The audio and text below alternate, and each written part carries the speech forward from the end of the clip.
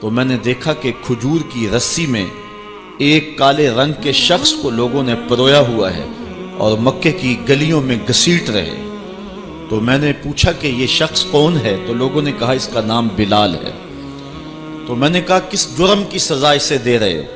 تو انہوں نے کہا کہ یہ ایک نئے دین میں داخل ہوا ہے اور ہم اس کو منحرف کرنا چاہتے ہیں۔ کہتے میں نے دیکھا کہ وہ جوں جوں گھسیٹتے اس کی زبان پر احد احد کی صدا تیز ہوتی چلی جا رہی تھی۔ زخم پہ زخم کھا کے جی، خون جگر کے گھونٹ پی، آہ نہ کر لبوں کو سی، یہ عشق ہے دل لگی نہیں۔ یہ چند لمحوں کے لیے دل بہلانے کی کہانی نہیں ہے کہ جس محبت میں سختی آئی تو راستہ بدل لیا۔ یہ ان راستوں کا ان لوگوں نے اہتمام کیا تھا اور ان راستوں کے مسافر بنے تھے کہ راستے میں پہاڑ بھی ہوں تو یہ چیر کے آگے گزر جائیں۔ بلال حبشی کو ان کا ظالم آقا مارتا ہے، کبھی ان کے ہاتھوں میں میخیں ٹھونکتا ہے، کبھی زبان پہ تپتے ہوئے کوئلے رکھتا ہے، کبھی رسی پاؤں میں ڈال کر کے اوباش لڑکوں کے ہاتھوں میں دیتا ہے کہ اس کو گھسیٹے، کبھی کچھ، لیکن بلال ہیں کہ آگے سے مسکرا رہے ہیں، آہد آہد کا نغمہ پکار رہے ہیں۔ کسی نے رک کے کہا بلال یہ عجیب تماشا ہے، وہ تمہیں مار رہے ہیں اور تم آگے سے آہد آہد پکار رہے ہو۔ تو حضرت بلال بولے تم جاؤ نا بازار میں مٹی کا پیالہ خریدنے کے لیے تو اس کو بھی ٹھونک ٹھونک کے دیکھتے ہو، اس کی آواز تو ٹھیک ہے، کہیں کچا تو نہیں ہے؟ کہا تم تو مٹی کا پیالہ بھی خریدو تو ٹھونک بجا کے دیکھو، یہ کہیں کچا تو نہیں ہے، اس کی آواز تو ٹھیک ہے۔ کہا میرا مالک بلال کو خرید رہا ہے، دیکھ رہا ہے بلال کچا تو نہیں ہے، اس کی آواز تو ٹھیک ہے۔ میں کہتا ہوں مالک خرید لے بلال کو، کھال ادھر بھی جائے گی، حق حق کی صدا ختم نہیں ہوگی۔ محبت کی یہ البیلی اور انوکھی داستانیں اہل ایمان رقم کی ہیں۔ اگر اس عنوان سے بات کی جائے تو یہ تاریخ کا ایک ایسا باب ہے۔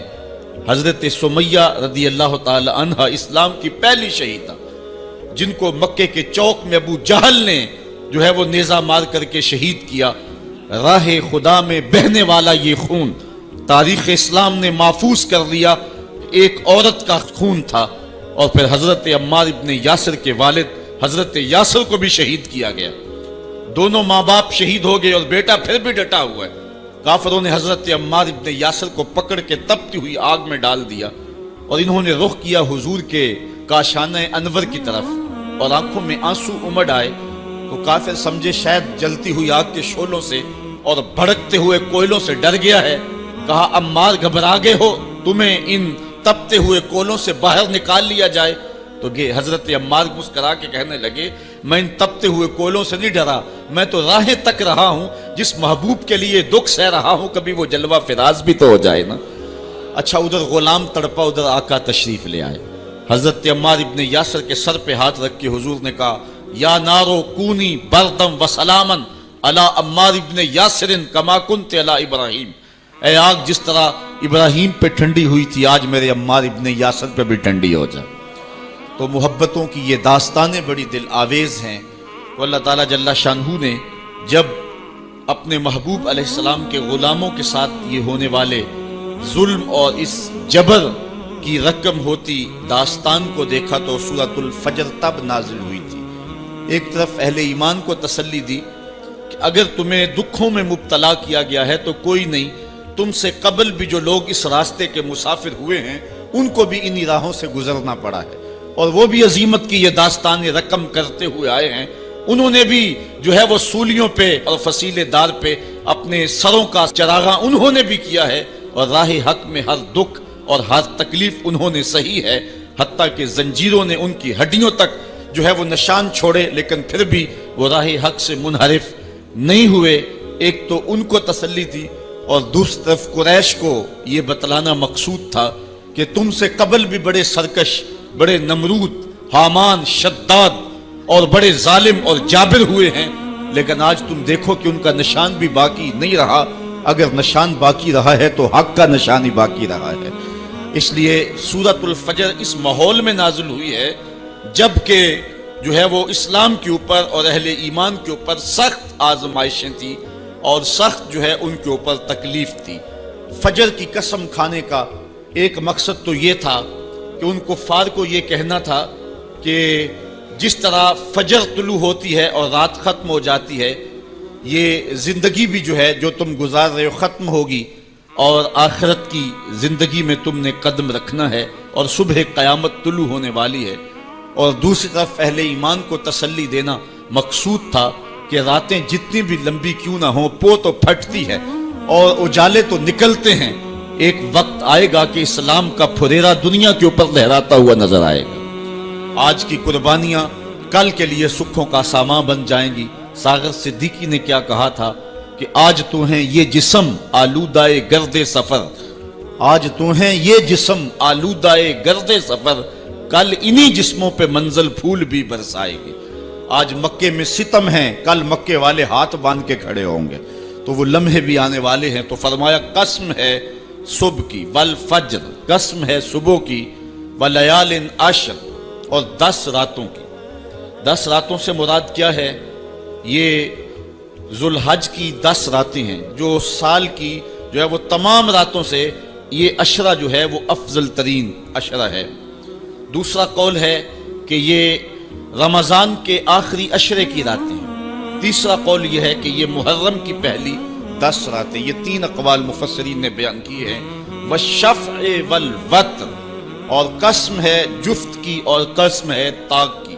مفسرین نے اس پر تقریباً 36 اقوال پیش کیے ہیں، لیکن سب سے بہترین قول یہ ہے کہ جفت سے مراد مخلوق ہے اور طاق سے مراد رب تعالیٰ کی ذات ہے۔ خالق کی قسم اور مخلوق کی قسم۔ واللیل اذا یسر، اور رات کی قسم جب وہ پیٹھ پھیر کے چل دے۔ یہ قسمیں 5 فرمائیں، اور اس کے بعد فرمایا حل فی ذالک قسم الذی حجر، کیوں اس میں عقل مند کے لیے قسم ہوئی؟ یعنی یہ 5 چیزیں عقل مند کے لیے بطور قسم کافی ہیں، اور جو عاقل نہیں ہے اس کے لیے سارے زمانے کی بھی قسم اٹھا لی جائے تو اس کے لیے وہ بھی ناکافی ہے۔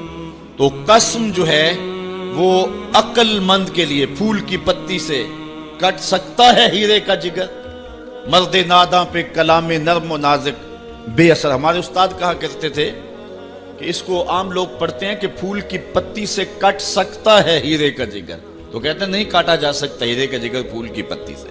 یہ استفہام انکاری ہے۔ پھول کی پتی سے کٹ سکتا ہے ہیرے کا جگر، یعنی یہ ممکن ہے کہ ہیرے کے کلیجے کو پھول کی نرم نازک پتی سے کاٹ لیا جائے؟ تو جس طرح پھول کی پتی سے ہیرے کا کلیجہ نہیں کاٹا جا سکتا، اس طرح کلام نرم و نازک جو ہے وہ کسی نادان شخص پہ اثر نہیں کر سکتا۔ تو اللہ تعالیٰ فرماتا ہے کہ یہ جو قسمیں ہیں یہ عقل مند لوگوں کے لیے جو ہیں وہ نافع ہیں، اور جو بے وقوف ہیں، جو حماقت کے مارے ہوئے ہیں، ان کے لیے اس میں کوئی فائدہ نہیں۔ اسی لیے کہا گیا یضل بہ کثیرا ویہدی بہ کثیرا۔ قرآن سے بہت سارے لوگ ہدایت پا جاتے ہیں اور بہت سارے لوگ قرآن سے گمراہ بھی ہو جاتے ہیں۔ اصل قصور ان کی اپنی عقول کا ہے اور اپنی بنجر زمین کا ہے۔ 12 کے در تبش خلاف نیست، در باغ لالا رویت و در بوم خار و خس۔ یہ بارش برس رہی ہے، سعدی کہتے ہیں کہ تباہ میں مخالفت نہیں رکھتی، لیکن یہی بارش جب گندگی کے ڈھیر پہ ہوتی ہے تو بدبو پھیلتی ہے، تعفن پھیلتا ہے، اور یہی بارش جب باغ میں ہوتی ہے تو باغ کے اندر پھول کھلتے ہیں، گل لالا مہکتا ہے، یاسین اور نسترن کی بہار آ جاتی ہے۔ تو بارش وہی ہے، کہیں گندگی اور بدبو پھیل رہی ہے اور کہیں پھول چٹک رہے ہیں اور کلیاں مہک رہی ہیں۔ قرآن تو اجالا دیتا ہے اور قرآن کی قسمیں من میں یقین اگاتی ہیں، لیکن کچھ لوگ گمراہ ہو جاتے ہیں اور اسی قرآن کو پڑھ کے کچھ لوگ ہدایت کے اجالے پا جاتے ہیں۔